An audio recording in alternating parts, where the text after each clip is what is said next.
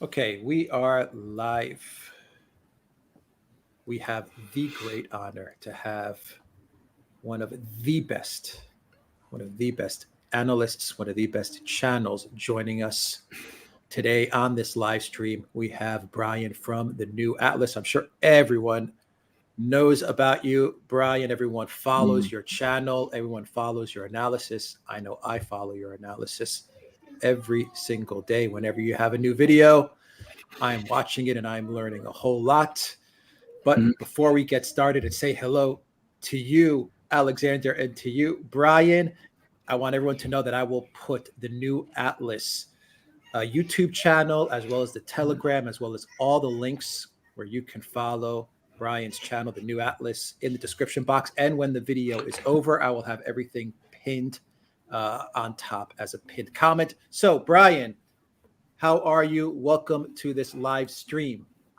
I'm doing very Mm. well, and it's a great honor to be on the Duran. I mean, I have followed the Duran for years before I even started making videos, and it's one of the resources that I make time every single day to check out and catch up Mm. with. So it's a great honor. Thank you for having me. Thank you for joining us. Alexander in London, how are you? Oh, well, I'm very well. Again, I just also say that it's a huge honor for us and a great privilege for us to have Brian on our channel. And can I just say, I always go to your videos, Brian. I always read them. You know, there's becoming something of a joke about not being a military expert, which I am not.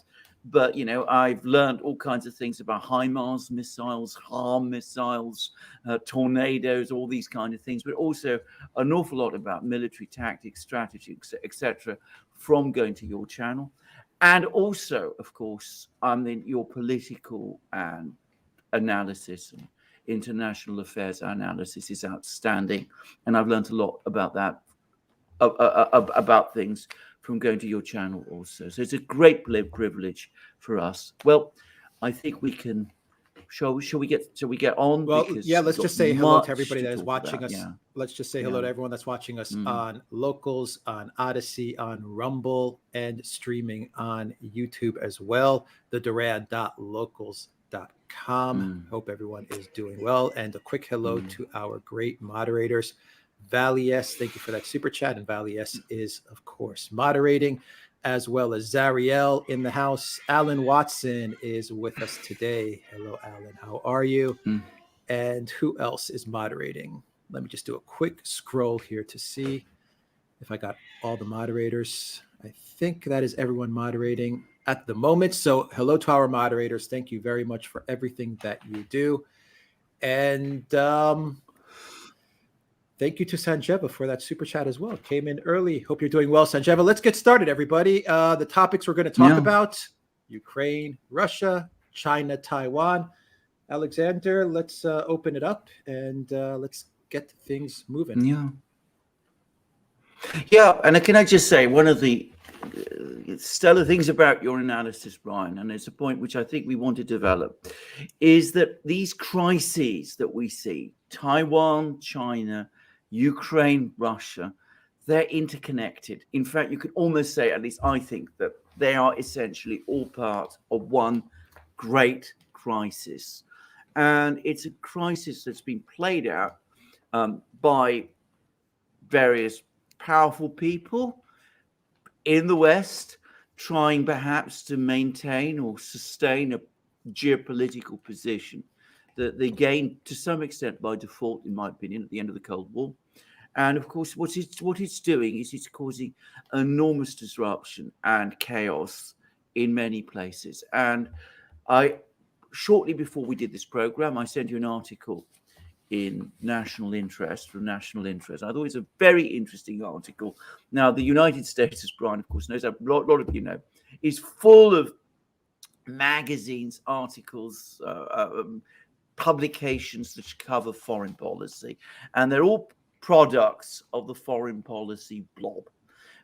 And National Interest is one. It's a little bit more realistic sometimes than some of the others, but this one was in some ways the first that I saw which recognized that the events of the last couple of months in Ukraine, didn't talk about Taiwan, but you could sense that too, that all of this is turning into a strategic debacle. We now have Russia antagonized. It's now pivoting decisively towards China. We've had China infuriated over Taiwan. They're going to start consolidating their relationship with Russia. Kissinger's breakthrough in the 1970s has been reversed. Many people in the West, in my opinion, don't understand how important that was in achieving the outcome to the Cold War, which we saw. And it's all been an absolute shambles, if you like, foreign policy wise, strategy wise. And one wonders how many people in the West understand that, how many people in the United States understand that. So I just wanted to say that, and over to you, perhaps, Brian, perhaps you could tell us a little bit about the Chinese perspective on these events, because China does have a perspective on Ukraine. I can remember how at the start of the conflict there was all this talk about getting China to change, to distance itself from Russia as a result of this, the conflict in Ukraine. Well, perhaps you can tell us a bit about all of that and how that's worked out. Well, you bring up many good points. And Russia, well, the Soviet Union then, China then, and the world, it was an entirely different place, different administrations, a different mindset in Beijing, in Moscow, not so much in Washington. They still have the same mindset today that they did then, this desperate desire, this necessity to eliminate any peer or near peer competitor. Doesn't matter if it's a perceived adversary or an ally. And I've heard Alex and Alexander, both of you, talking about Germany and how Germany's full potential has been stifled because of American hegemony and this desire to eliminate all competition. So for Washington, not much has changed. I read State Department on the State Department's website, the Office of the Historian. They have old documents in their archives that are publicly available, and that is all they talked about back in the 50s, and that's all they talk about now, encircling, containing Russia and China. Back then, it was the Soviet Union and China. Much has changed since then.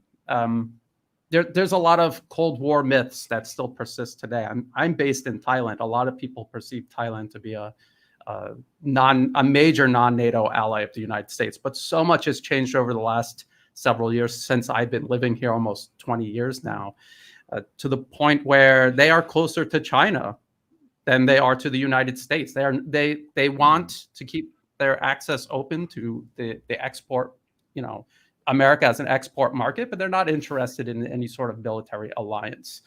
And so China today, Russia today, these are completely different countries and mindsets and administrations than they were during the Cold War. And so people have to keep that in mind. This is not, a lot of people are worried about China. There's some warranted concerns people can have. What if in the future, but nothing today for people to be worried about. And this relationship between China and Russia should be an indicator of that. The people in Moscow are not fools. They would not be knowingly strengthening China if they thought that it was going to blow up in their face. So I think people should think about that. And they should look at multipolarism and how it differs from Western notions of, a rules-based international order is actually just American-led hegemony. That's really what it is.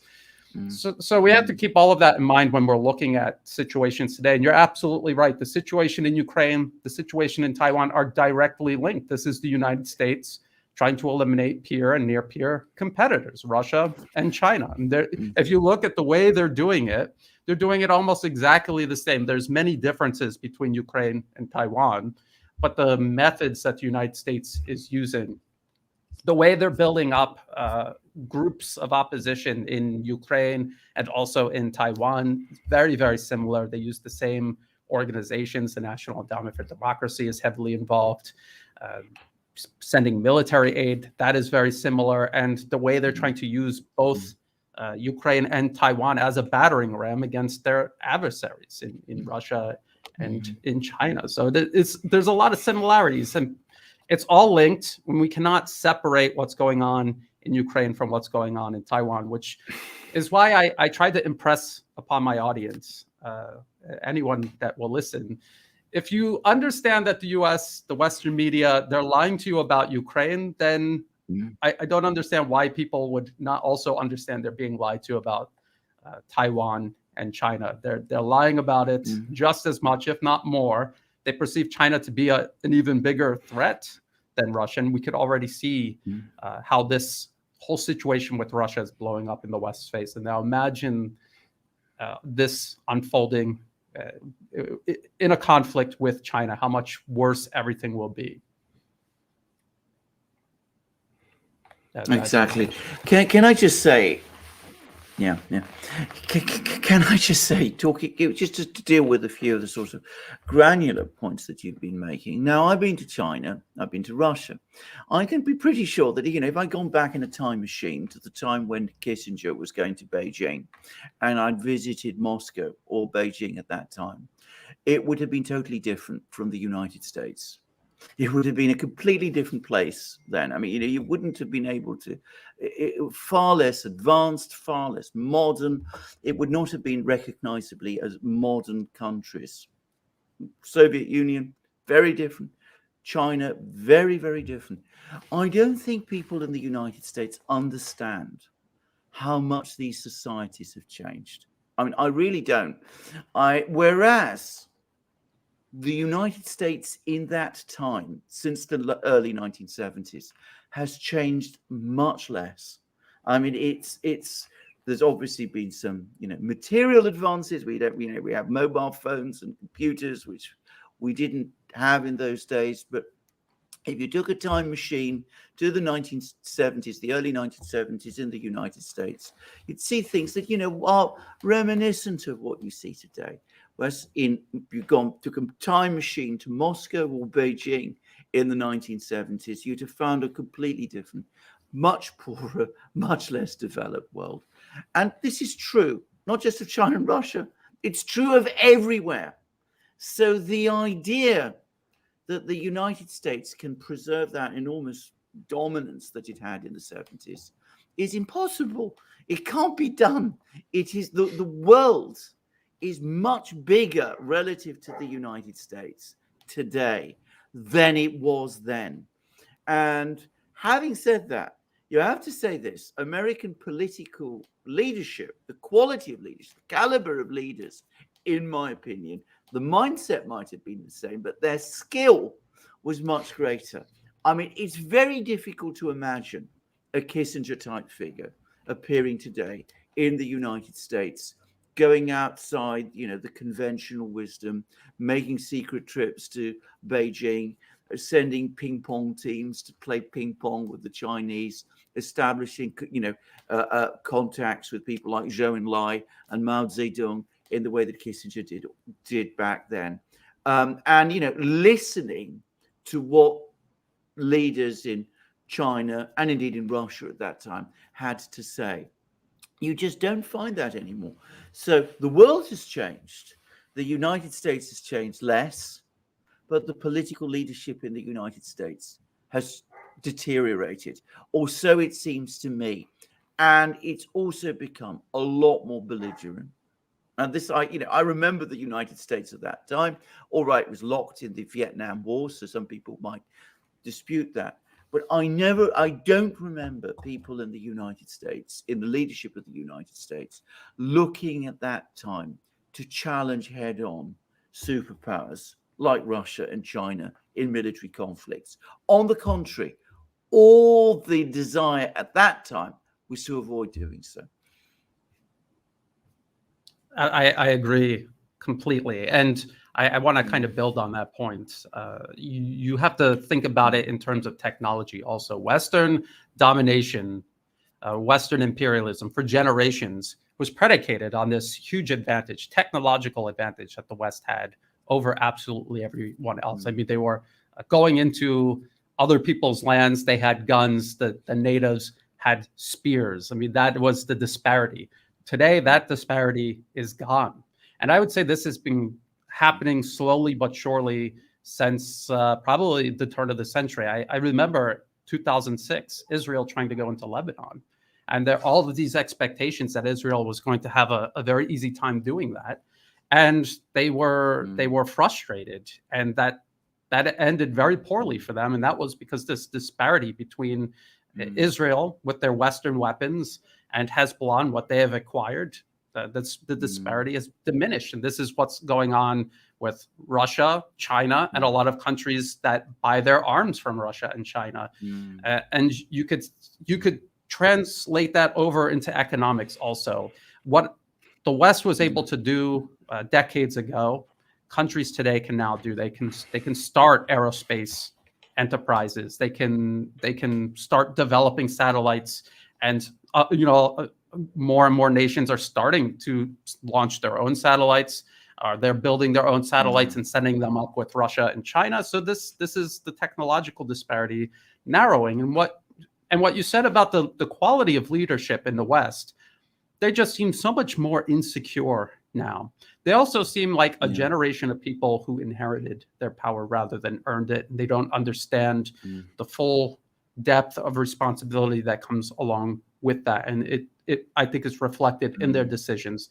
Their careless decisions, their reckless decisions, their self-destructive decisions. You often see this in individual families where they're tremendously wealthy. The children are kind of spoiled, and they inherit everything, and then it's gone in a single generation. It just kind of seems very similar to that process.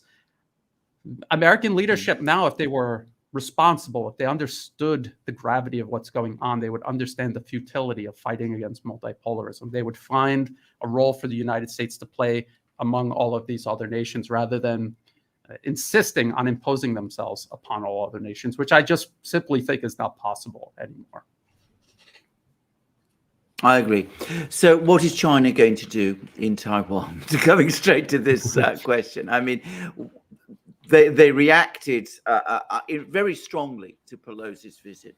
I think they're getting extremely fed up with the administration, which, as I said, I think they've lost all trust in it. And that is a very dangerous thing, by the way, that they no longer believe whatever assurances the administration gives them about Taiwan.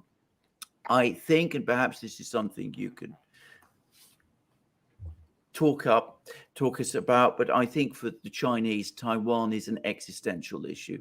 I don't think that they're going to move back up on it. I mean, they're certainly not going to accept Taiwanese independence, however much some people in the West might want them to.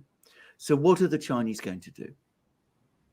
It's a good question. And if we understand the national security concerns Russia had over Ukraine, then we have to fully understand the national security concerns China has over Taiwan. The United States officially, on the U.S. State Department's own official website, people can go look at it right now.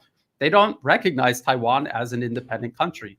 They state on the website, although this in practice it's not true, but they state on their website that they don't support Taiwan independence.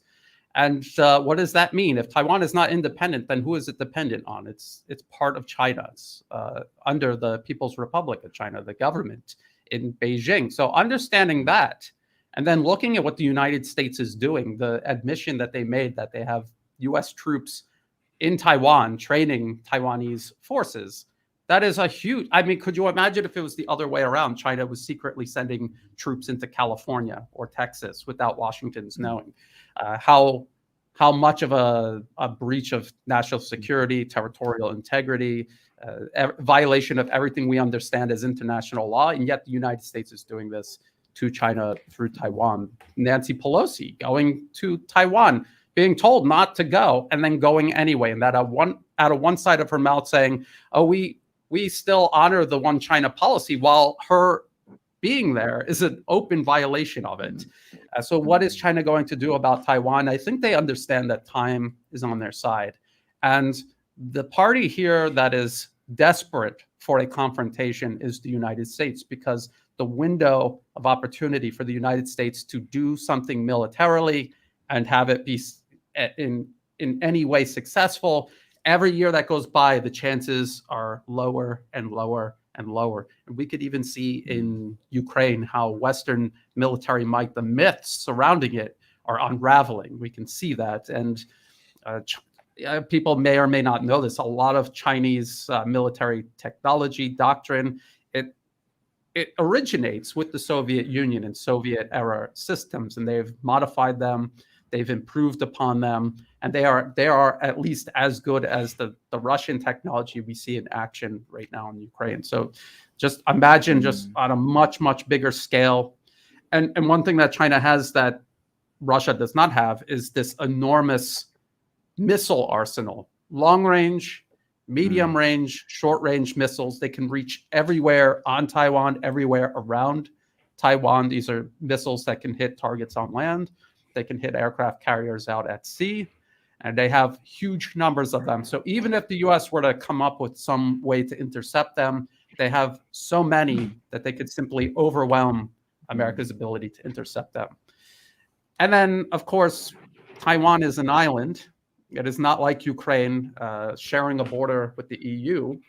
There's no practical way for the US to resupply Taiwan if a conflict began. And it's very difficult for the US to extend themselves militarily all the way over to that theater and support that logistically.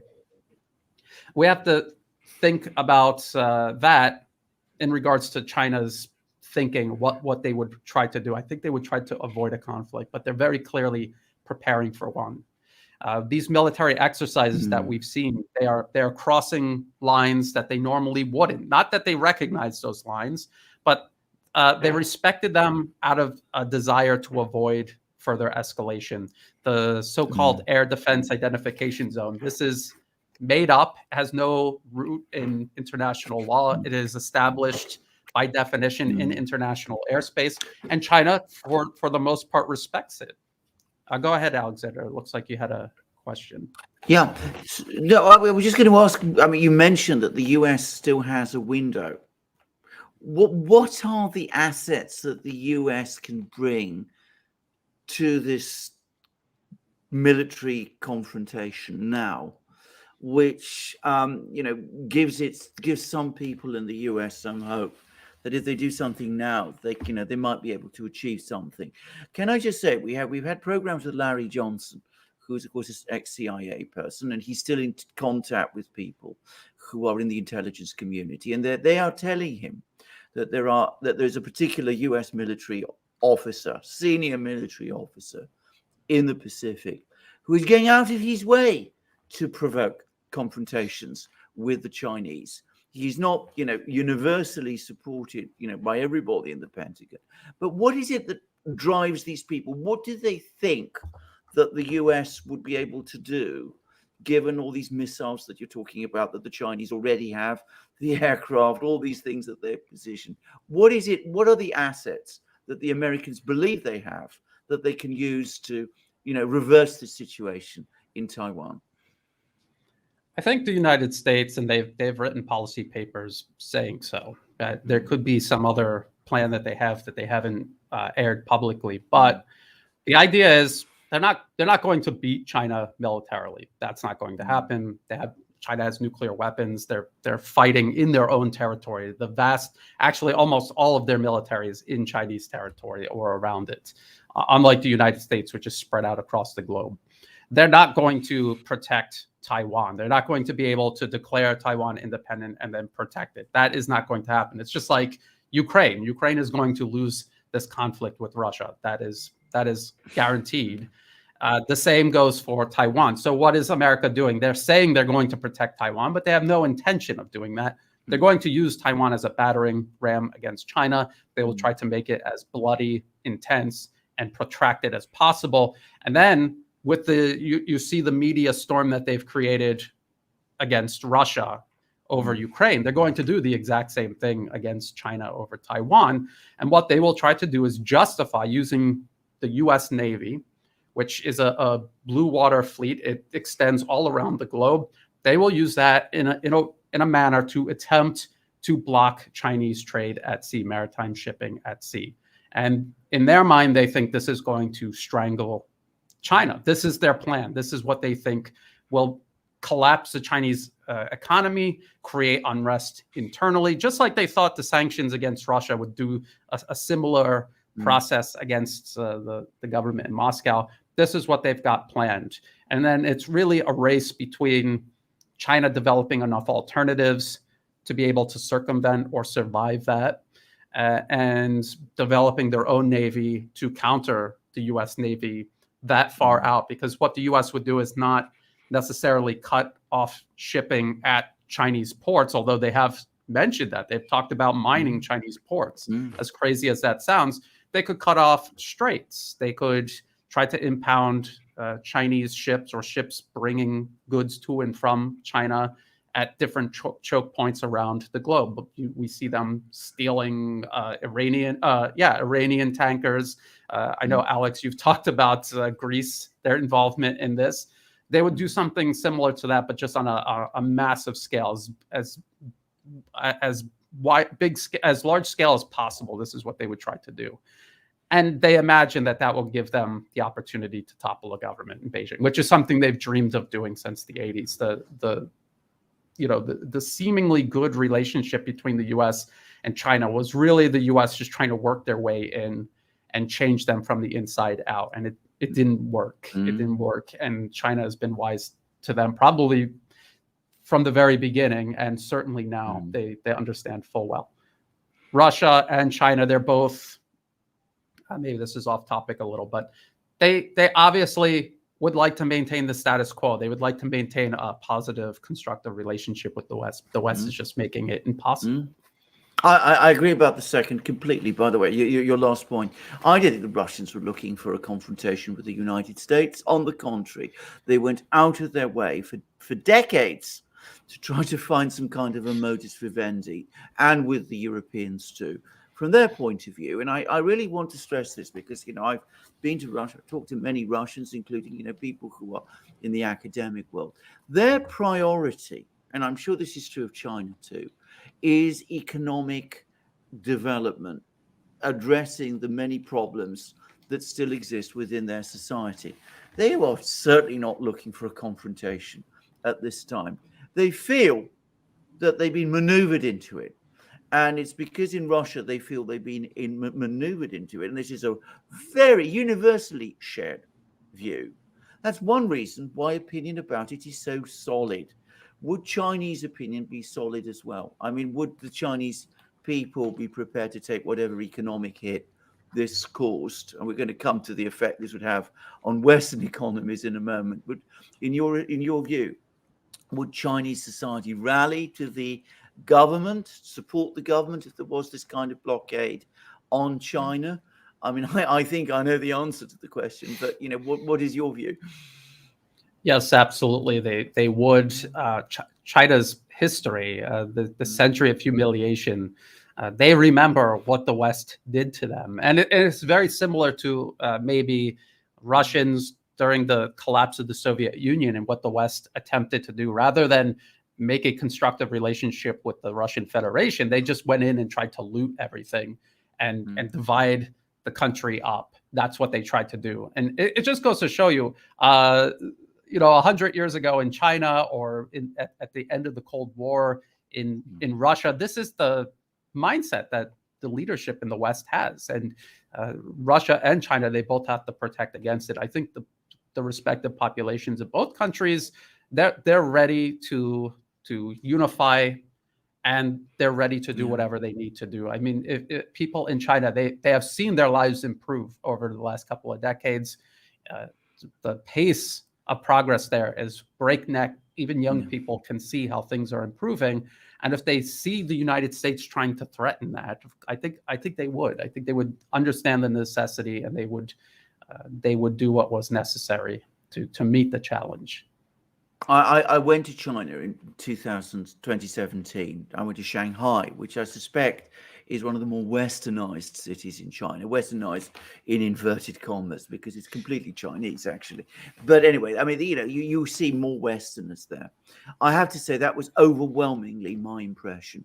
My overwhelming impression is that the Chinese public is very, very patriotic, very proud of China's achievements over the last 30 plus years. And as far as they're concerned, if the West tries to obstruct China's rise, they will react very negatively to that. And of course, you compare what China went through during that century of humiliation with what Russia did experience in the 90s. But of course, the important difference was the 90s were 10 years, the decade, a whole century for China. And of course, that's something that I'm sure is deeply imprinted. In fact, I could say it was deeply imprinted on the Chinese mind. I should say, as a British person in China, in Shanghai, with my accent, I noticed, that I had to, when I was talking about historical things, I could see that, the very fact that I had the accent I do, and that I came from Britain, that did trigger certain memories, of, the palace in Beijing being burnt down by Lord Elgin and those kind of things. So these are vivid memories in China. So I've no doubt at all about it. I think there would be a consolidation of Chinese society behind the Chinese government. Now, has anybody considered what a blockade on China would do to the Western economy? Probably not. And they're probably learning nothing from what just happened in regards to what they've tried to do against Russia. We see them doubling down. And I was making this point recently, and I mean to make a video on this specifically. The Rand Corporation paper from 2019 extending Russia. This was commissioned by the U.S. military, I'm pretty sure, and they talk about the benefits of sending lethal aid to Ukraine and building up Ukraine as a military threat against Russia. They talk about the benefits. They also talk about the risks, and it's as if the decision makers in the U.S. never read that part. And if you read it, it's almost verbatim exactly what happened. And this was something that the policymakers at Rand, they were warning about. Hey, if this happens, there's nothing you could do about it, and it will be catastrophic for the West and for the United States specifically. They warned in 2019, if you have to pump weapons into Ukraine, they're going to disappear in the black market. They're going to take the technology, reverse engineer it, and then they're going to sell it probably to people you don't want them to. They warned about all of this in 2019, and almost down to the exact letter. This is exactly what's happening in Ukraine, and people have similar warnings about what would happen if you do this to China. It will be much, much worse, but they seem indifferent to it. And I think it comes back to the low quality of leadership, Alexander, that you were talking about. They seem disconnected from reality. They seem unable to wrap their minds around how things physically work in the real world. And they make decisions independent of this. That really seems to be what happened. But I mean, in regards to the decisions they made against Russia in Ukraine, but maybe they're so desperate that, and they realize there's no time, and they just think now or never, even if it's not ideal, let's just try it anyway. And that seems to be what they're doing in regards to China and Taiwan as well. I remember reading right at the start of the administration a very extraordinary article about China that came out in the Atlantic Council's website. It's quite, I found it frankly slightly deranged, which was about Xi Jinping being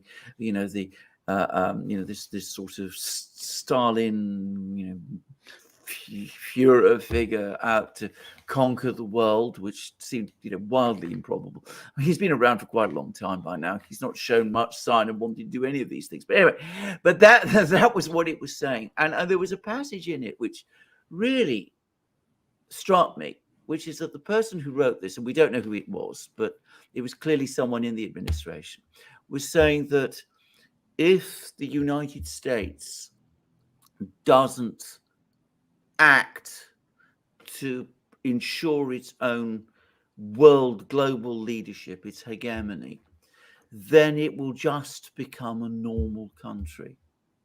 As if this was somehow a bad thing. Yeah. I mean, being a normal country is somehow a bad thing for the United States. And I find that a very, very strange way of thinking. I mean, I can remember again, going to Russia in the 1990s, and people say that we want to be a normal country, and the United States is afraid to be a normal country. And when you have that kind of mindset, when you're afraid to become normal, well, I mean, you can perhaps do some very, very extreme things. And if you think that toppling the Chinese government, you can achieve it by imposing a blockade, even though you have an economic crisis on your hands in your own country, well, you might be prepared to take that risk. I mean, that's the kind of mindset that I think we do see now. I agree. And I think that in Moscow, in Beijing, they need to start including that when they are thinking about what they want to do. They need to say, well, if they're rational, they will do this, but also include in your analysis, if they are irrational, this is what they will do, and this is what we need to be prepared to do. And I just want to remind people, and I say this all the time, China has over 4 times the population of the US. They graduate millions more in fields like science, technology, engineering, mathematics every year, millions more than in the US. They have a huge industrial base. They have a huge military industrial base. They have the ability to send humans into space. They have their own space station. They have access to plenty of resources. They dominate global trade. They are going to surpass the United States. And this is not even something that Americans should feel ashamed. It's just a much, much larger country. They have a huge pool of human resources that they have invested heavily into. This is the logical outcome. And it is illogical to think that somehow you can stop that. And then in order to stop it, you have to artificially arrest progress in China, which means doing horrible things that America is supposed to stand against rather than for. And I think people in the West should try to grasp this. And I don't understand why so many Americans on different ends of the political spectrum, on the left and on the right, they just have this idea that we cannot allow China to surpass us. Why not? What is that? It's irrational. And then if you start out from an irrational position, everything that you try to build on top of that will be more and more divergent from reality. And it's dangerous conditions to make policy within. I think actually you put your finger on an incredibly important point, which is that to try to stop the progression of another society towards modernity is actually a terrible thing. I mean, first of all, in the case of China, it's unachievable anyway. But I mean, it is actually not just dangerous; it's also deeply unethical as well. I mean, trying to keep Chinese poor, trying to want Chinese to remain poor, so that you can continue to be the world's most powerful country. Well, no one should think like that, and thinking in that way is going to reflect badly on you, and it's going to change you. It's going to make you do things which, if you believe in yourself, you believe you're a good country, well, you won't be good for very much longer if you start behaving in that kind of way. Can I just ask about the Chinese economy today? Because, you get lots of people, there's lots of huge excitement about the fact that the Chinese property bubble is deflating, that there's lots of problems there, which I think unquestionably there are. This inevitably then feeds into, I think, the wishful thinking that China is about to implode, go away, collapse, that this is going to create a crisis with Xi Jinping. I read so many articles like this every day. You see them all over the place. What is your view about this? I've been watching videos and reading articles about China collapsing over the next 30 days for probably the last 5 years, and obviously they're wrong. Obviously, yes, it's a big country. There's over 1.4 billion people there, and I don't think people are grasping how many people that is. That is the same population as the U.S. with an extra billion people. That's how many people that is. In an economy like that, you are going to have bubbles. You're going to have companies doing bad things. They're going to cheat. They're going to break the law, and it will create problems. But as President Xi Jinping has said, China's economy is not a pond. It is an ocean. It is a sea. Yeah. And unlike many economies in the West, It is heavily industrialized. So you have a real estate bubble. I think whatever damage that does, you still have tangible industrial economic activity taking place in your country. It will survive. It's like Russia with their economy, the level of self-sufficiency that they have, the variety, how dynamic their economy is. This is a means of protection against external and internal economic bumps in the road. So I don't think China is going to collapse in 30 days. And when you read these articles, you'll also see them put a sentence in like, oh, they're deploying tanks to suppress these protests. Oh, these protests are nationwide, and it turns out it's one bank in one province. It's bad, but that it happens everywhere, and it's a problem that's going to be dealt with. And it turns out the tank was miles and miles away, and it was a military exercise. So it's just like you said, it's wishful thinking. The West cannot outcompete China, and in all honesty, they shouldn't be trying to. They should be trying to outcompete themselves and become a better nation and a better society. But it's wishful thinking. They're like, if we can't beat them ourselves, maybe they'll just self-destruct. It's like, I don't like that guy. Maybe he'll just get struck by lightning someday, which is also irrational, unrealistic, and it's not the type of thinking you want to see leadership deferring to.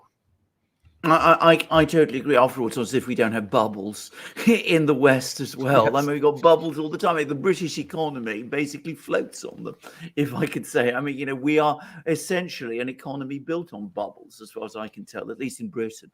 And I just want to flesh out what you said. I remember going to Shanghai, and I didn't just stay in Shanghai. I traveled into the interior, and the industrial landscape in China is staggering. There is nothing comparable anywhere else in the world, not by far.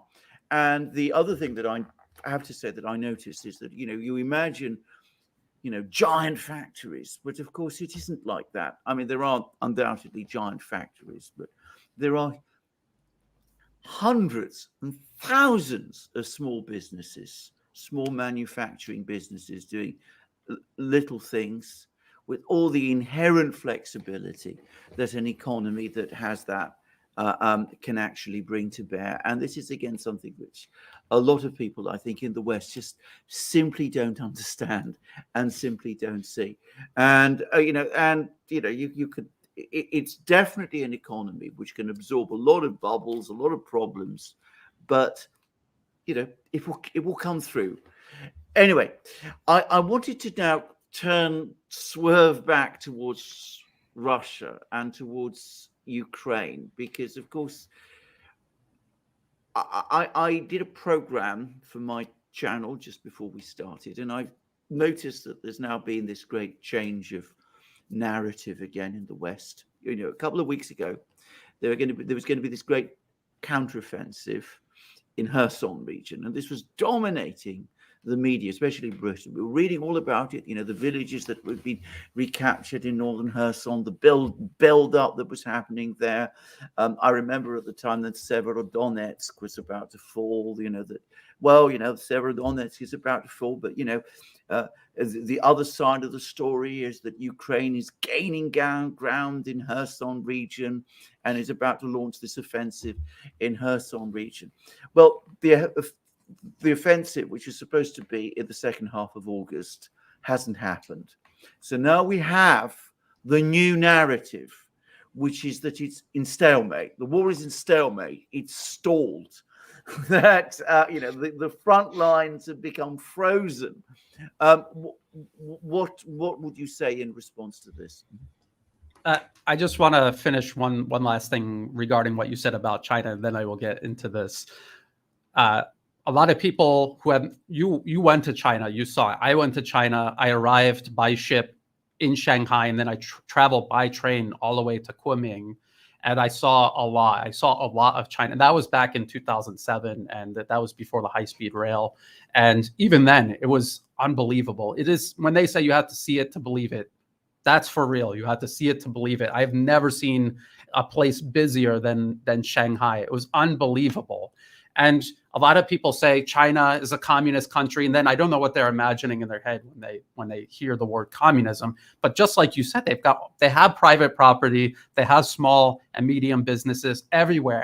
Everyone is doing business, massive factories and small industry and all kinds of everything in between. So people should, especially if you have negative feelings about something, you should endeavor to understand it better. Because if it is a real threat, if it is your real enemy, you should understand it through and through. You should never just take somebody's word for it. If you think it's an existential threat, you should really have a understanding of it yourself. And so I think it's really important for people to try to do that when it comes to China, because China's not going away.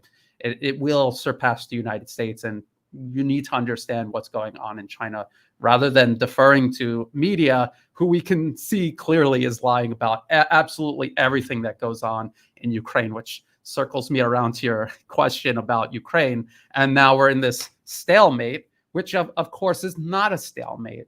And when I do my updates on Ukraine, the crisis in Ukraine, the conflict in Ukraine, I use liveuamap.com, and it is a extremely pro-Ukrainian source. And the reason I do that is because people who already agree with me, they're going to agree with me. I'm not trying to convince them. I'm trying to convince people who are buying into the Western media. I'm trying to inform them as well. And I want to show them that even this pro-Ukrainian source is showing Russia making progress, even now during this supposed stalemate. The frozen lines, they're not frozen. And even the pro-Ukrainian map, they will try to hold off for as long as possible before changing the map in favor of Russia, but they eventually do. And you can see where the lines were when Severodonetsk and Lysychansk went over to Russia. You can see where the lines were then, and you can see where the lines are now. Even on a pro-Ukrainian map, Russia has been making this incremental progress. And again, it's that pattern where they're up against heavily fortified lines, and they're not going to storm them. It makes no sense to do that. They are using a peacetime army to carry out this operation. They're going to do it methodically, and they're going to use long-range fires, which they have the advantage in. So why wouldn't they play to their advantages? They will use long-range fires on these defense lines, break them down, no matter how long it takes. That's what they're going to do. And then when they feel confident, they will do the assault. They will take these defense lines, and then we'll see another grab of territory. And actually, we just saw it in Kherson. We were doing the open house with Gonzalo Lira, and one of the first things you said was that the Kherson offensive is here. It's just going in the wrong direction. And Russia has been making these gains from Kherson in the direction of Nikolaev, or we see that happening. We see even liveuamap.com admitting that. So this, you're right, it's just a narrative that the West is using, just like they've been doing this entire time. They're trying to keep this going for as long as possible.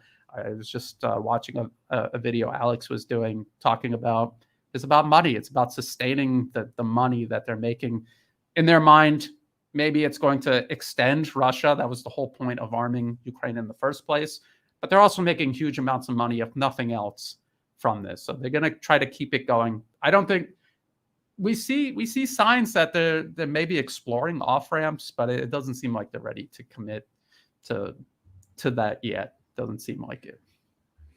I didn't see much sign of off ramps at all. What I saw was Boris Johnson going to Kiev, telling Ukraine to keep fighting, and I have to say he did so in ways that I found.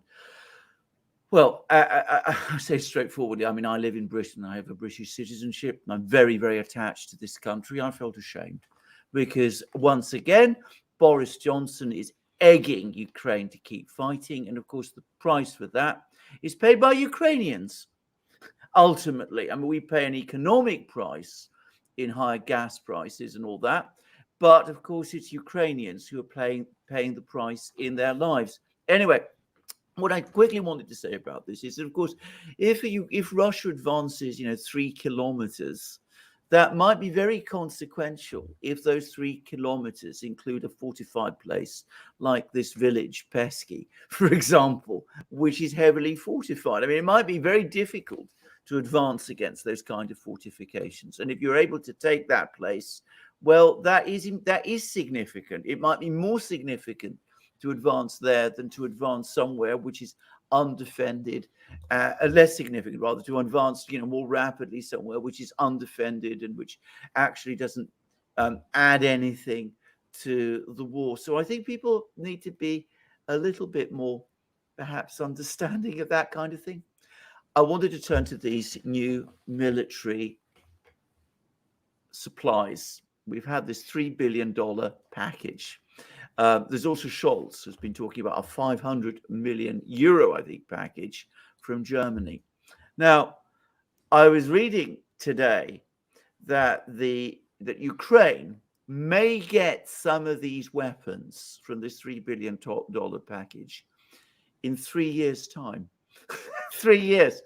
So perhaps you can tell us a little about what you think of this. Well, it's a smart move if things are starting to collapse. They want to throw out these long-term commitments that are already commit the money. They already make their money. And then if, Ukraine as a functioning country and its armed forces disappear, well, then they can just pivot this maybe toward Poland or something. It's let's get one big one or as many big ones as possible before it becomes obvious to all that this isn't going to change anything. And you're absolutely right about Russia and this progress. It's incremental, and people are, what they're doing is they're comparing it to the Gulf War, the first Gulf War, and the 2003 U.S. invasion of Iraq. And that's their point of reference. And that is what they're trying to compare this to. But there is absolutely no comparison. You cannot compare these two conflicts in any way. It's different technology. It's a difference. They're different armies arrayed against each other. People are saying, well, Russia's air power, why isn't it playing a bigger role? Because Ukraine has S-300 air defense systems. Actually, they have a variety of defense systems. Ironically, Soviet-era, Russian-made air defense systems. These are systems the United States has never had to go up against. The last time they went up against, at the time, state-of-the-art air defenses was Vietnam. They lost huge numbers of aircraft. At least almost 2,000 warplanes they lost to Soviet-designed Vietnamese air defenses. When the United States went into Iraq, the air defenses there were antiquated, falling apart, poorly organized, the troops manning them, poorly trained. And even then, they still had, they got some lucky shots in. And the U.S. still had to methodically dismantle those air defense systems. What's in Ukraine on the Ukrainian side, or what Russia has, these are highly advanced air defense systems that the U.S. wouldn't even know where to begin trying to dismantle. And that's just one example of many of how this conflict is absolutely different than Desert Storm or the 2003 invasion. And so is it slow, incremental progress? Is it extremely slow and indicates Russian incompetence? Or is it progress that any other army would have a hard time making if it was the U.S. military on the battlefield? How well would they be doing? I think they would be doing probably actually worse. A lot of the weapons Ukraine is using now are U.S. weapons, and they're not really doing as well as people imagined that they would. On that, am I right in this is a question now, a very simple question. Am I right in thinking that we're seeing fewer HIMARS strikes? I simply say this because, there was a time a couple of weeks ago that we see every single day, every single night you were hearing about, HIMARS missiles being launched here, there, and everywhere. And that seems to have slackened off. And why do you think that is? Is it because the launchers have been destroyed, or many of them have been destroyed? Is it because the ammunition is being, the running out of ammunition? Or is it because the air defense systems are working better? Or is it a combination of all of those? It's probably a combination, and we can't be for sure why this is happening. But again, if you go to liveuamap.com, anything that even remotely resembles some kind of HIMARS attack deep behind Russian lines, they are going to report it. There's not going to be like a rumor and then they're not going to report it. Yes, they're going to put even a rumor down as a hit. And yes, they're very few and far between. And even in the beginning, when the HIMARS started rolling into Ukraine, I thought that is a very small amount of strikes. And at first I thought they only had, a small handful. It turned out they had twice that many. And it might just be that they're trying to be careful with them. They're extremely vulnerable. I don't know why people doubt Russia cannot find them. They have been blowing up M777s and the trucks towing them. The HIMARS is mounted on the same type of truck. It's the same family of trucks that pulls the M777. Why wouldn't they be able to find and destroy these? So they have to be extremely careful. And of course, if you cut the number of HIMARS in half, you're supposed to have 16. Now you only have 8. Yeah, the number of strikes is going to go down. The air defense systems have been intercepting them, and this could all be contributing to a diminishing number of strikes. But again, I want people to understand that what the HIMARS represents is the ability to carry out precision strikes. Russia has their own multiple launch rocket system that is guided by their GLONASS satellite network, just as capable, if not more, than HIMARS. They have their military aviation. They have long-range guided artillery. They have their Iskander short-range missiles. They have cruise missiles. They have a much bigger capacity to carry out precision strikes. So if Ukraine carrying out precision strikes can change the tide of the war, Russia is already going to finish the war before that happens. So people need to keep that in mind. And I only talk about HIMARS because the Western media is hyping it. I don't really think that it's that significant of a weapon system, the way it's being used. And I don't think it's going to make any difference. The same with the people say, Brian, why do you keep talking about these weapon systems? It's repetitive. I want people to understand how these weapon systems are used in modern warfare. This is not the last war we're going to watch. If you understand how the HIMARS operates, how these air defense systems operate, how the anti-radiation missiles operate, then they're not going to be able to pull a fast one on you the next time a conflict pops up and they're trying to sell you some narrative. One of the most interesting things you said, in fact, you said it many times about over the course of your videos, and indeed in that roundtable we did a short time ago, was that these are weapon systems designed for use by the US military. They're not really adapted for use by a military like Ukraine, fighting the kind of war Ukraine is fighting.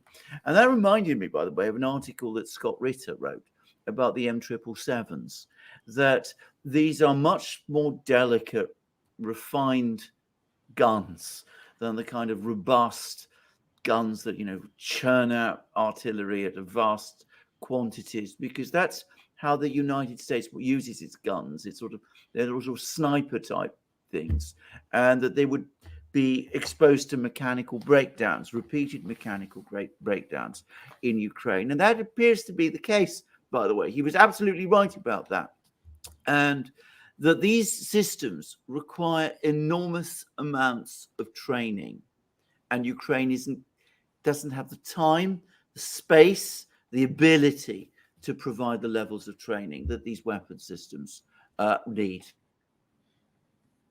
The Turkish Bayraktar TB2 drone, Ukraine started integrating. They started the process of purchasing these and integrating them into their military years ago. It took them years to get them online, to train their troops, practice using it, and integrating it into their way of warfare.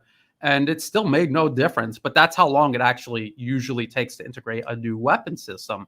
When I was in the military, just getting different uniforms or something, it just takes forever for everything to get sorted out, even something as simple as a uniform. And integrating new weapon systems, even things simple like a rifle. I mean, it could take a couple of years to get that fully integrated, everyone trained up on it, sort out all of the hiccups that it'll have, things that you wouldn't know until they're deployed. And this is just happening on a massive scale with Ukraine. Everything they're getting now is equipment that they're not familiar with. They have to train, they have to integrate, they have to do all of these things that should take years, and they have to do it almost instantaneously while while trying to deploy it on the battlefield. It's just not going to work. We've seen the same sort of thing happen in the proxy war the U.S. was waging against Syria. They were trying to train all of these militants, and they were just flooding the region with weapons, which, they will do damage. They will prolong the conflict. There's no doubt about that. But they're not going to change the fact that they're going to lose the conflict, because something like that thrown together and done by a proxy versus a properly organized and supported military, they will always lose. They will always lose. And this is what's going to happen in Ukraine. You can, the M777, the HIMARS, if you see the way the US uses these, and I've had people swear, oh, well, no, they're meant to shoot and scoot. The HIMARS is perfect for that. It's possible to use them that way, but that's not how the US imagines they would use them. And you could see in Afghanistan or Iraq, they have these fire bases where they're all just lined up and they just sit there. They sit there forever, just shooting missions every single day. They don't move. And they're not worried about counter battery operations from, the Taliban. But in Ukraine, yes, very much so. Ukrainian forces have to worry about this. These weapons are meant to be used in combination with each other. The HIMARS with armor, with infantry, with air superiority that the U.S. assumes they would have on the battlefield. Ukraine has none, absolutely none of these things in any number that they would need to do something that would look like combined arms operations, which is, again, the same folly in thought that translates to these anti-radiation missiles that they're sending, that they claim are going to cut a swath through Russian air defenses. There's no way. You have to have warplanes using just this missile, working in groups to try to either intimidate air defenses to shut down their radar or to take them out. And then you have to have another group of warplanes coming in to do the bombing. How many warplanes do people imagine Ukraine has at this point? It's just extremely unrealistic. Gosh, is there anything you think Ukraine could do apart other than talk peace?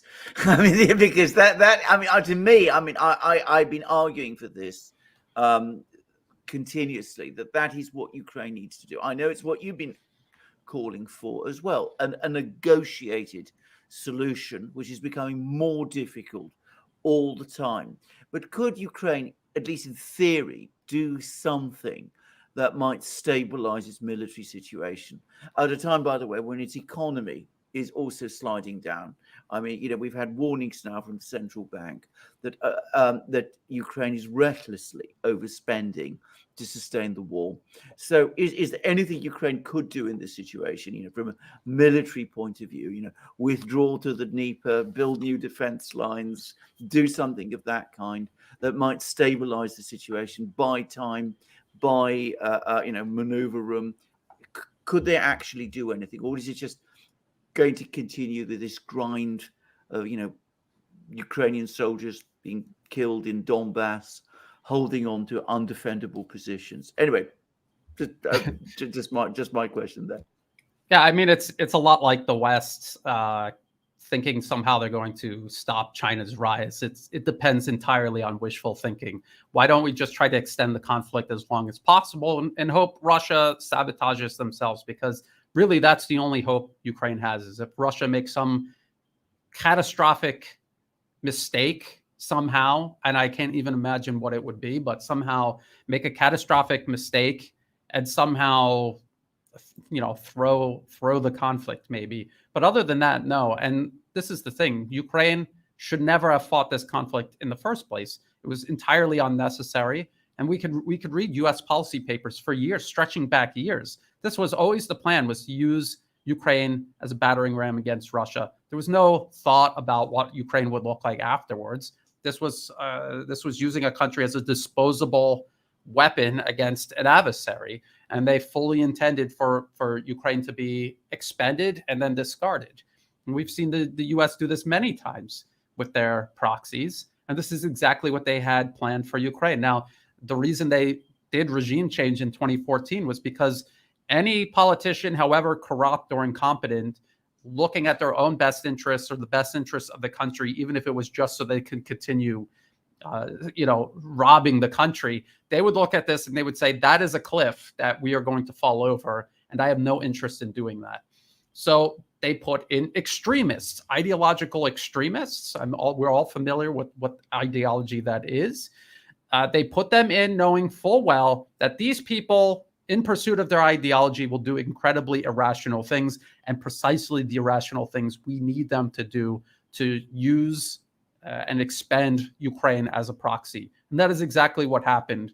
The type of people who allowed Ukraine to be dragged into this conflict in the first place are entirely incapable of pulling it out in any way that preserves Ukraine as a nation state. And we're watching that before our very eyes materialize, this self-destructive process Ukraine is going through. Ukraine at the peace talks early on had a window of opportunity, and I don't think that it took much from the UK or the US to convince them otherwise. I don't think they were sincere at all, but that was their window of opportunity. It was given to them not by the West. The opportunity to save their country was not given to them by the West. It was given to them by Russia, and they threw it away. And now we're watching the country be destroyed. And all the West has as a solution is sending more weapons so that the fire continues to burn. What happens to something that's in a fire? It is consumed. And I think that's what we're watching.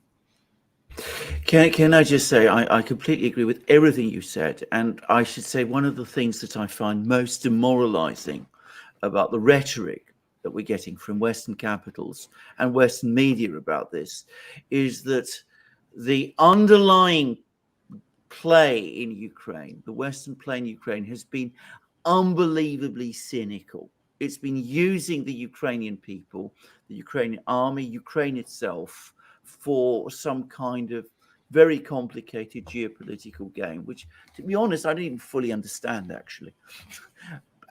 And all of this is wrapped up in a rhetoric of idealism, protecting Ukraine, helping the Ukrainian people, when in reality, of course, it's leading them and has been leading them right the way through from the beginning towards towards the destruction of their country and of their society.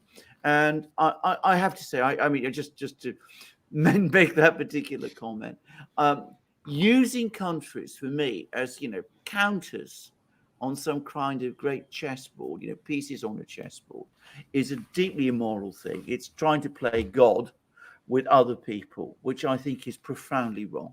Anyway, coming back to this situation, going back to that article in National Interest, the person who wrote it, who's, by the way, a lawyer, I suspect a lawyer who understands economics to some extent, he makes a point. You have Russia alienated, angry.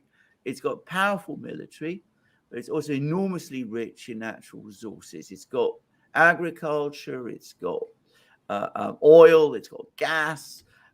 He makes the point that, maybe they aren't yet got as many pipelines to China as they do to Europe, but you can always build pipelines. That's not a problem. And if you're China, you can build pipelines very fast, actually, I'm pretty sure. So you've got Russia with all these enormous abundance of natural resources. You got China with the world's greatest manufacturing industrial machine. These two complement each other, and they're being pushed together. I mean, how does that make sense? Because if you are the United States and you want to preserve your global hegemonic position, I mean, surely what you're doing, even from that perspective, doesn't make any kind of sense in the end at all. The whole notion of the United States maintaining primacy over the entire planet makes no sense. Not anymore. It doesn't. And I think in Moscow, in Beijing, I think they all understand that. Why are we going to be subordinate to the United States? Why would we do that? Why should we do that? We're not going to do that.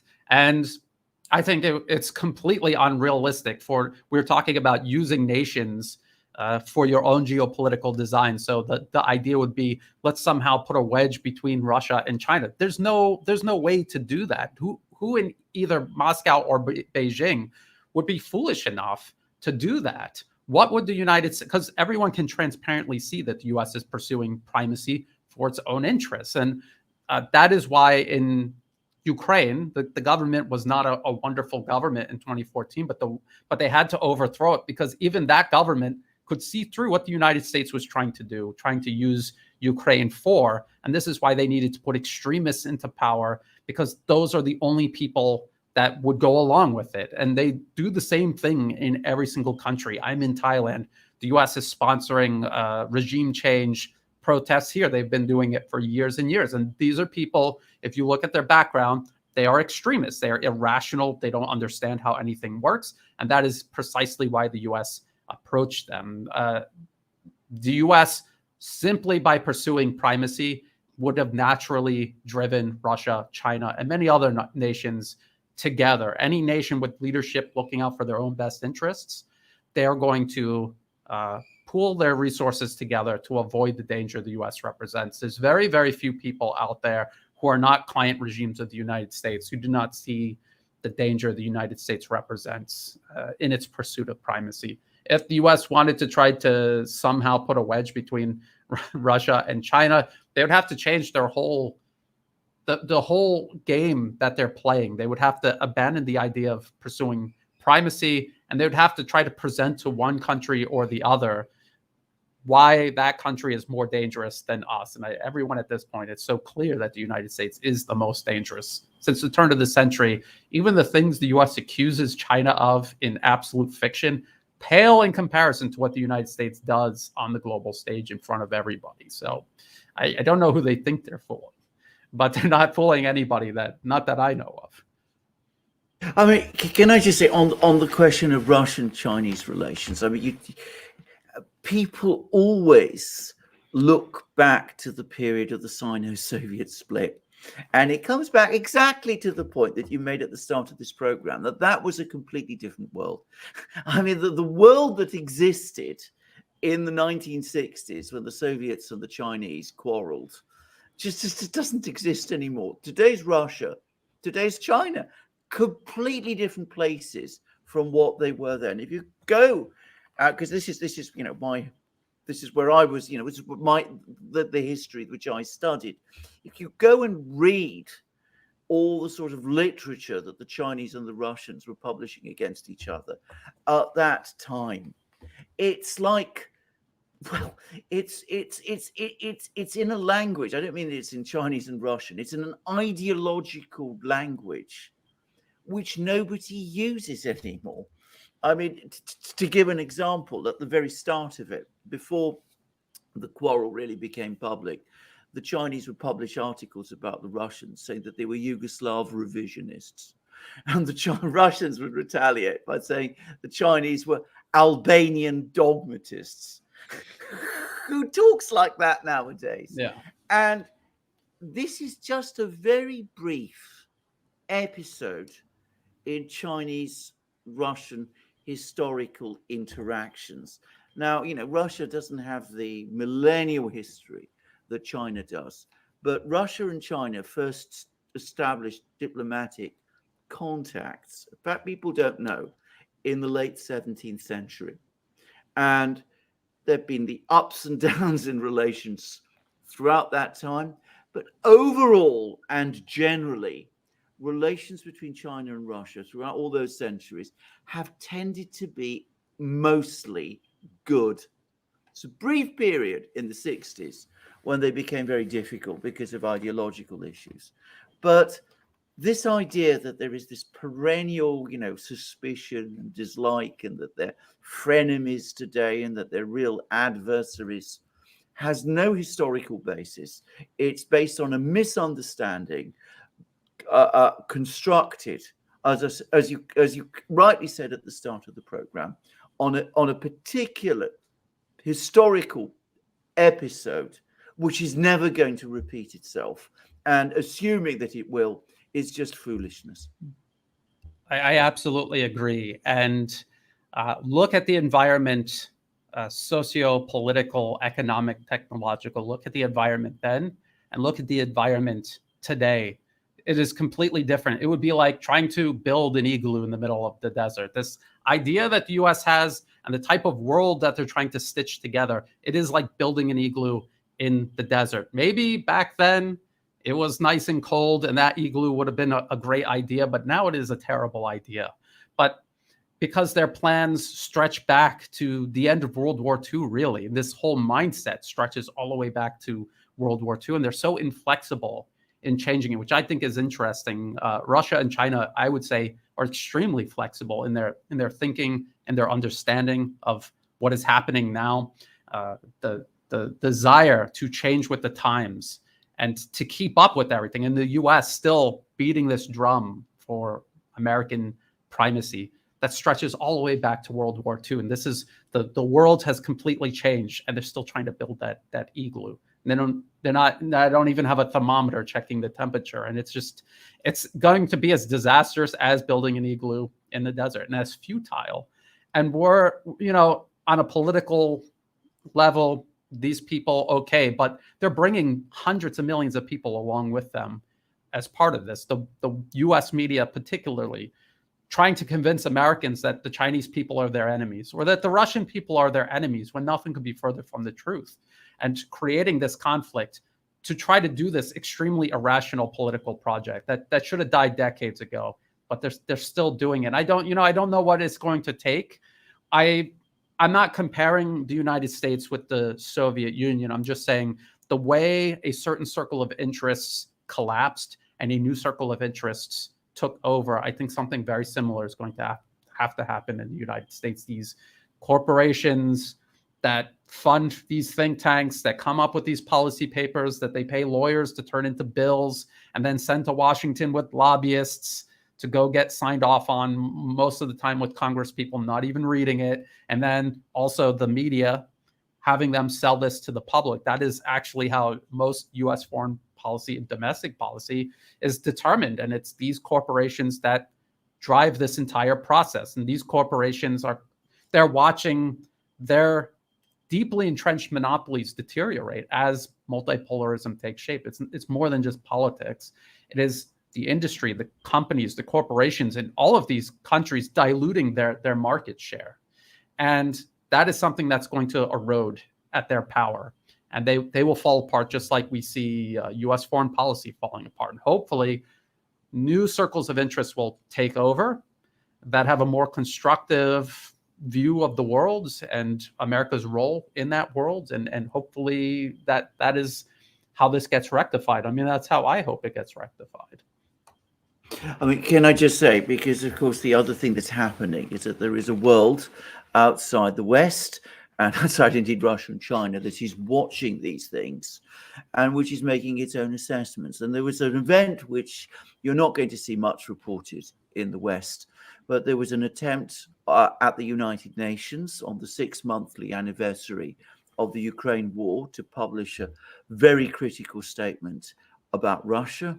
Only 58 states, all of them Western ones, essentially, signed up to it, and most of the world didn't. So we are increasingly talking to ourselves.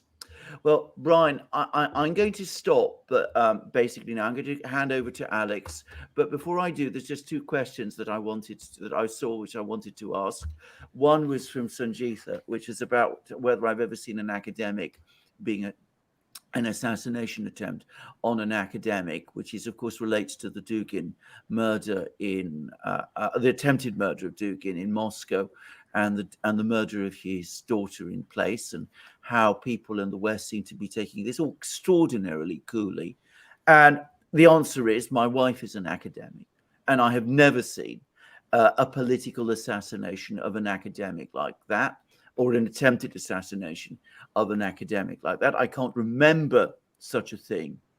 And I mean, I found the whole thing horrifying in Moscow, and I'm horrified that people don't find it horrifying.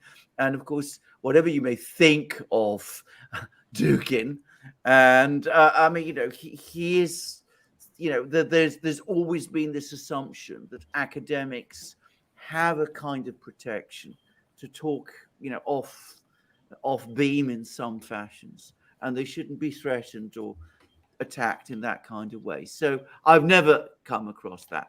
Now, the other thing, which I'm sure we're going to be hearing an awful lot about, is the fact that Putin is increasing the Russian military by 135,000 Yeah, getting a men. lot of questions about that. Yeah, I know. I think these are full-time, as I understand it, these are full-time contract soldiers. I don't think it has anything to do with Ukraine at all.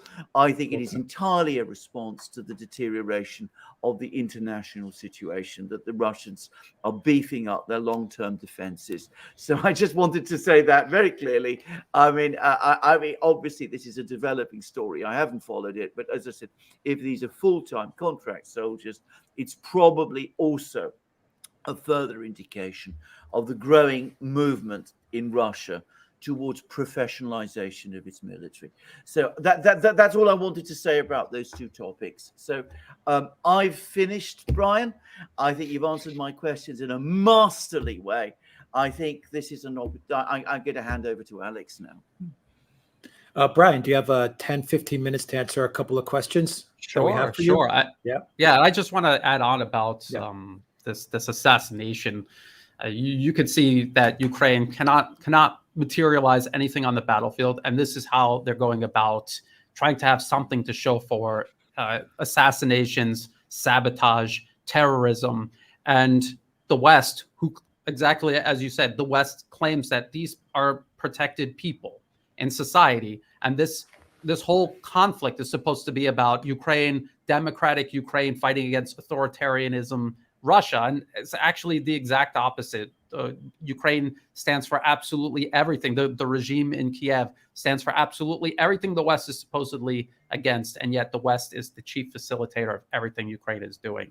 And then this military expansion, this is something that Russia has been doing for years and years, trying to move away from conscription, expand the contract military. They have these things called BTGs, battalion tactical groups. The idea is to eventually have brigade tactical groups, which would be much larger than a battalion tactical group. This is all part of Russia, their plans, even long before this conflict started. But I have to read the details because I didn't see the details of that. Yeah, I've got a synopsis in front of me. It's as Alexander said, it's full-time, this expansion. And it looks like it's exactly what you're saying, Alexander and Brian. This is pretty routine. According to a decree, the number of full-time servicemen of the Russian armed forces will be increased by 137,000. That's pretty much the news. So, Brian, we have quite a few questions, 10, 15 minutes, and then we'll wrap it up. From locals, Brian, people want to know, how is Russia going to deal with the human shield problem? All over Telegram, Ukraine is setting up in basements of apartment buildings, schools, hospitals, and not letting the civilians leave. How does Russia deal with that? I think they're just going to continue doing it the way they have been. They're very systematic, methodical, and the way they're conducting this military operation. And that's not a euphemism. If this was a full-scale war, I think people would know it. If Russia decided to turn it over into a full-scale war, people would know it. They would see the huge difference. It's a special military operation, and they will do everything in their power to try to open those humanitarian corridors, to pressure Ukraine in a pragmatic way, but also politically, to open up those corridors. And they will do everything in their power to try to expose this. And that's what their media is trying to do. That's what a lot of people are trying to do, to pressure and shame Ukraine away from these type of tactics. Of course, the West, with their media influence, they're going to continue pushing in the opposite direction and making excuses for this. Even when Amnesty International is writing reports admitting this, Washington Post writing articles, I think back in March, about Ukraine doing this, but there's no concerted effort to pressure Ukraine to stop doing this. And I think they will continue doing this, and Russia will try to be as careful as possible. All right. Everyone was very impressed, Brian, with the video that you did on Sri Lanka. Do you have any indication, any idea how other countries in Asia view what's going on in Taiwan as well as Ukraine? Well, there's two camps in every single country. You have the U.S.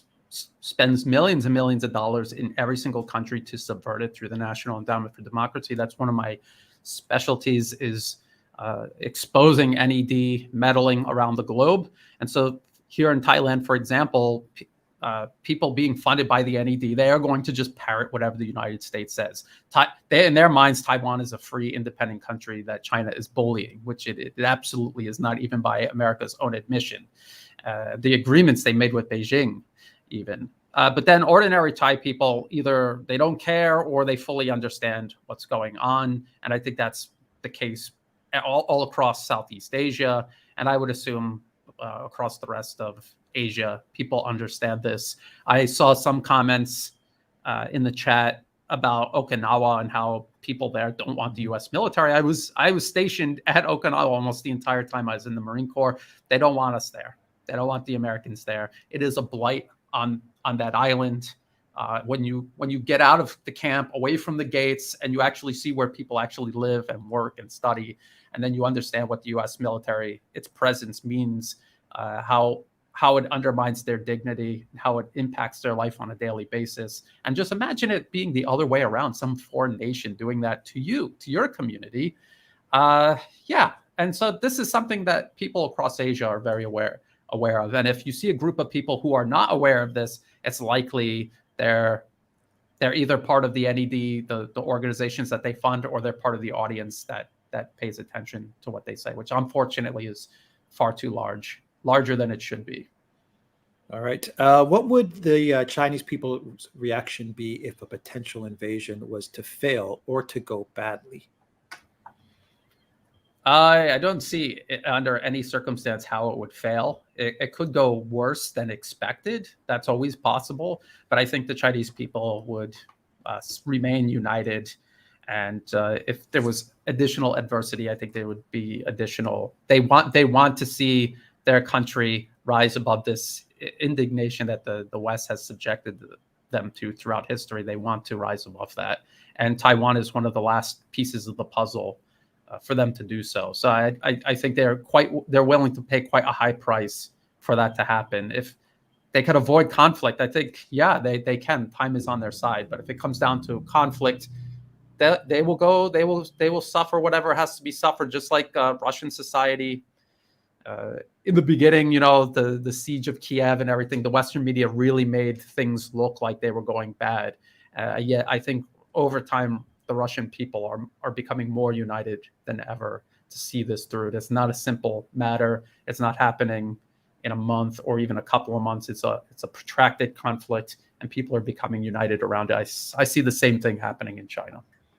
All right. To Brian and Alexander, if you guys know, can you comment on this real estate market in China? You mentioned it a bit in the live stream. Do you have anything more to add about the fact that there's going to be a real estate crash? I don't. I mean, I think that my guess is that this was something that the Chinese government was very keen to do because it wanted to provide homes to this vast number of people who were coming into the cities to power up the industries and to provide homes for middle-class people as well in China. So it's not surprising that there's been a real estate bubble in China. I mean, it's partly a product of very, very rapid economic growth and perhaps a less developed financial system than you might have in some Western societies. But then look how Western financial systems have managed property bubbles. So, don't be too judgmental even there. But I think that it's a growing pain. I don't think it's an existential problem. That's my view. I agree with Alexander, and I'll just say I believe the Chinese government is better equipped to deal with it. They're in a much better position to make decisions that in the United States, the government there, beholden to the people creating the problem, they're not going to be able to make those decisions or hold anyone accountable. I think the Chinese government is in a much better position to do so. I don't think it's as ideal as some people make it out to be, but I do believe that there is a separation of power between the people running the government and the corporations and financial interests in China. People say it's a communist country, but there is a divide there between people with huge amounts of money and influence in the government. Okay. Two questions. I'll kind of put them together for you, Brian. On August 13th, According to various reports, a group of foreigners were on a flight to Taiwan from the U.S., and many were clean-cut men and sat like soldiers. The couple mentioned about infantry soldiers on the flight. Is this a possible fight? And what do you make, Brian, of a Taiwan politician who said that every time the U.S. comes to the island, it asks them to expand their military? In other words, do you think, from what I'm reading from these two questions, do you think there's an escalation that is happening behind the scenes?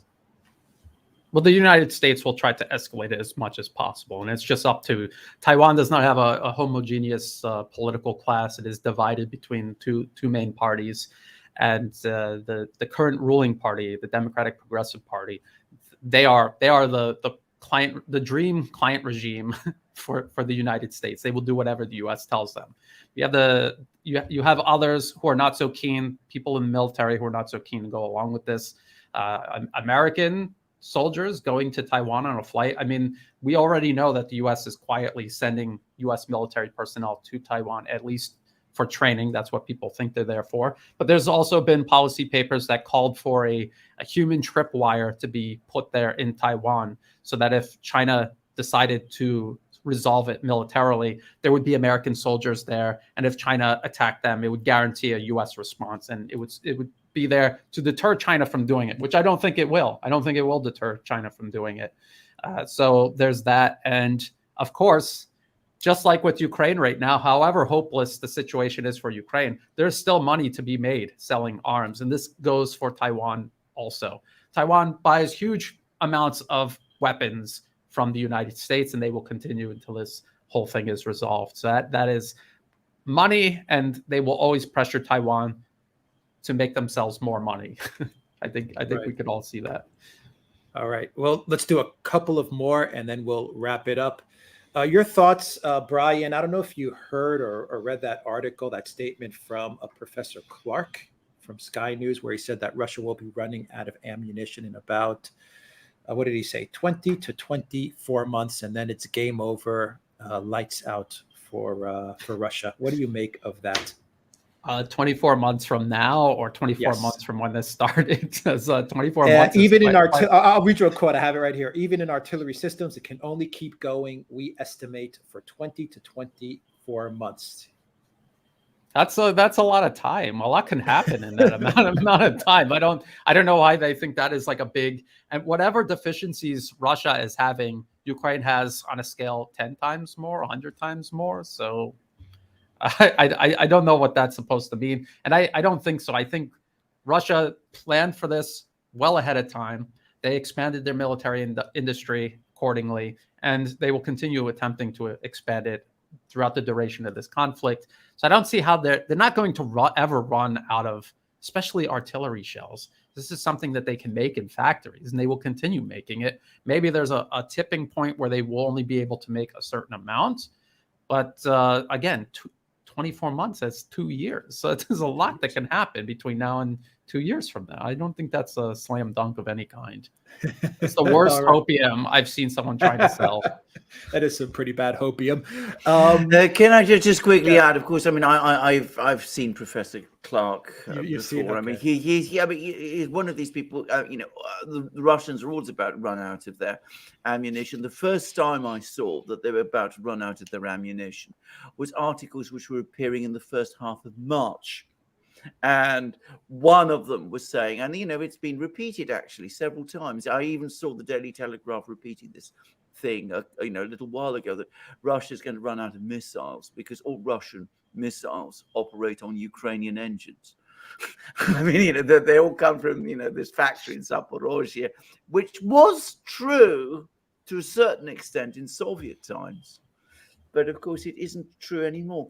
I think that this is, again, the kind of thing that we're getting in the West, in Britain especially. We have very high energy prices. People are experiencing a very steep collapse in living standards. They're questioning why we are. Questions are being asked about this. So you have to keep people on side with this war by telling them, hold out a little longer, and sooner or later, 20 months' time or 24 months' time, and it'll all collapse, and we'll have won. So this is I think the explanation for these kind of narratives. It's like a business that's failing, and they tell you just put in just some more money. 2 more years. 2 more years. And we're going to be profitable. Just put in a little bit of more money. Exactly. Yeah, exactly. Real quick, while I have this question right here, what do you make of Brian, of this constant warning from the U.S. for citizens to leave Kiev that they keep on coming out with now recently? What do you think that's about? Who knows? Because this is another gimmick that they have used over and over again since this started. Them pulling their embassy out and then sending them back, and then I think they pulled them out again or something, or they're still there. I don't know, but this is something that has gone back and forth. For whatever reason they did it this time, I guess we'll find out soon enough. If Russia is thinking about escalating something seriously, we're all going to see it happen. So I guess we'll find out soon enough. But again, it's whatever the U.S. says, because they've done this to themselves in regards to their credibility. No one knows what to make of anything they say. Yeah. All right. So we'll end it on this final question. And I actually read this from Sanjeva asked this, but Local's question from El Boone is also asking this. And he's asking this about Germany, but I think this plays into the wider narrative of what we've been talking about during this live stream. To Brian and to Alexander, I keep hearing from many sources now that Germany seems to be unable to get their act together. How much of it stems from incompetence, and how much of it stems from the fact that they are hosting U.S. military on their soil, i.e. being dependent on the U.S.? And Sanjeva made a point about this as well in a question, Brian, about just how much of this, Brian and Alexander, how much of this is incompetence? How much of this is deliberate?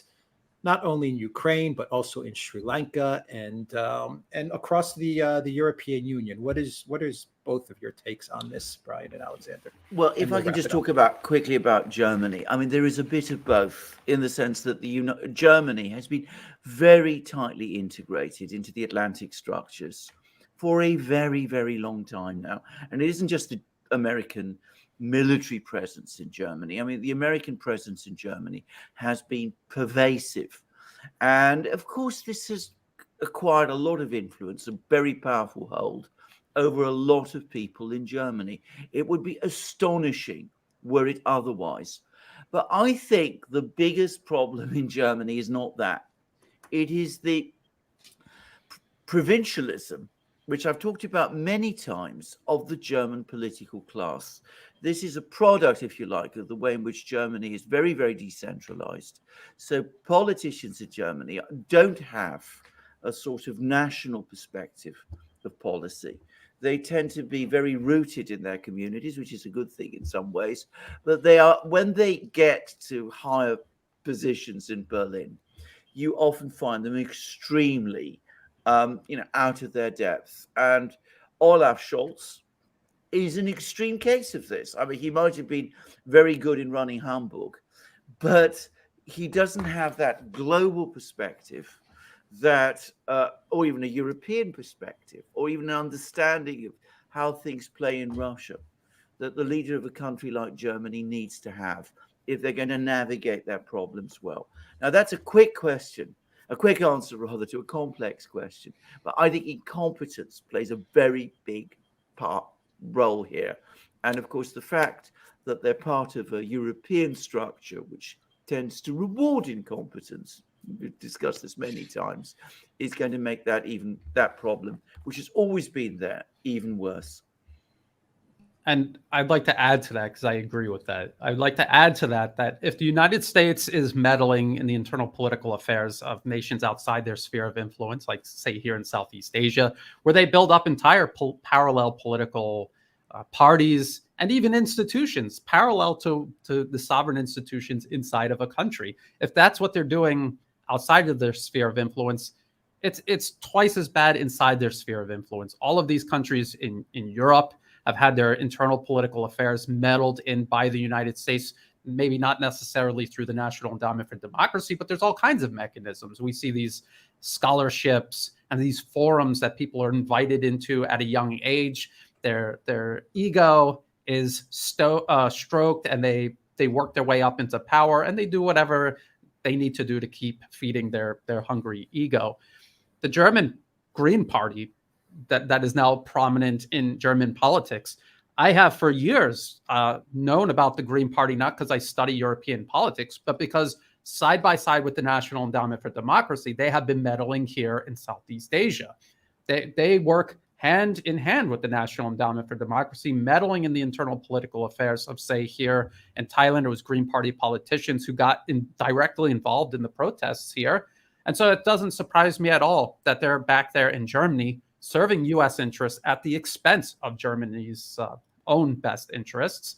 And this is kind of how empire has always been run. You don't put people into power that look at the best interests of that province far away. They're put into power to reflect your best interest at the expense of the people there.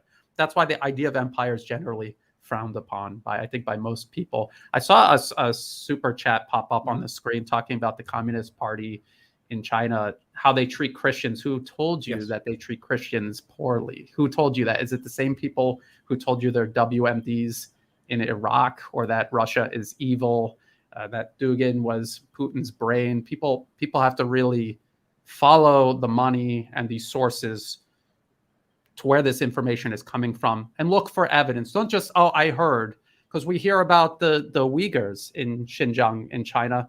That is a completely fabricated claim made up by the United States, built on top of a terrorist threat the US created in Xinjiang, China.